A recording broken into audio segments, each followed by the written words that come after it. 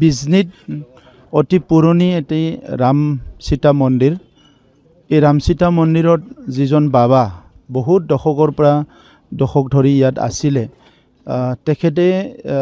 তেখেতৰ অন্তিম সময়ত ইয়াৰ ভূমিখিনি আমাৰ চৰকাৰক তেখেতে দি গৈছিলে আৰু কৈছিলে যে ইয়াত কিবা এটা ভাল অনুষ্ঠান কৰক আৰু মন্দিৰটো অলপ ৰক্ষণাবেক্ষণ দিব লাগে। তো সেই হিচাপে যোৱা বছৰৰ পৰা আমি চিন্তা কৰি আছিলোঁ যে ইয়াত সকলোৰো লাভ হোৱা, সকলোৰো ভাল কিবা এটা কাম কৰিব লাগে। আৰু ইয়াৰ পিছত আমি সিদ্ধান্তত আহিলোঁ যে ইয়াত বিবাহ ভৱন এটা কৰি দিয়া হ'ব। তেতিয়া ওচৰে পাজৰে দুখীয়া মানুহ বা যিসকলৰ নিজৰ ঘৰত তেনেকুৱা স্পেচ নাই, ইয়াত আহি কৰিব পাৰিব। কিন্তু সেইটো অলপ টাইম ল'লে।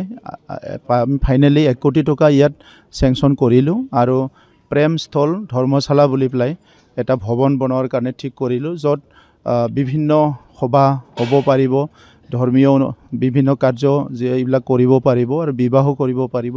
তেনেকুৱা কৰি পেলাই সেইটো কৰা হৈছে আৰু 1 বছৰৰ ভিতৰত নিৰ্মাণৰ কামটো কমপ্লিট কৰাৰ কাৰণে টাৰ্গেট লোৱা হৈছে।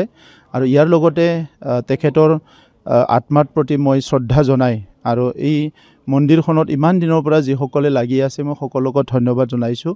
আমি নেক্সট ষ্টেপত মন্দিৰৰ কেনেকৈ ডেভেলপমেণ্ট কৰিব পৰা যায় সেইটো একেলগে স্থানীয় কমিটি, স্থানীয় নেতৃবৃন্দ চবৰ লগতো কথা পাতি কিছুমান ইয়াত কাম কৰিম, যিটো নেকি মন্দিৰখনো আমি ডেভেলপ কৰিবৰ কাৰণে।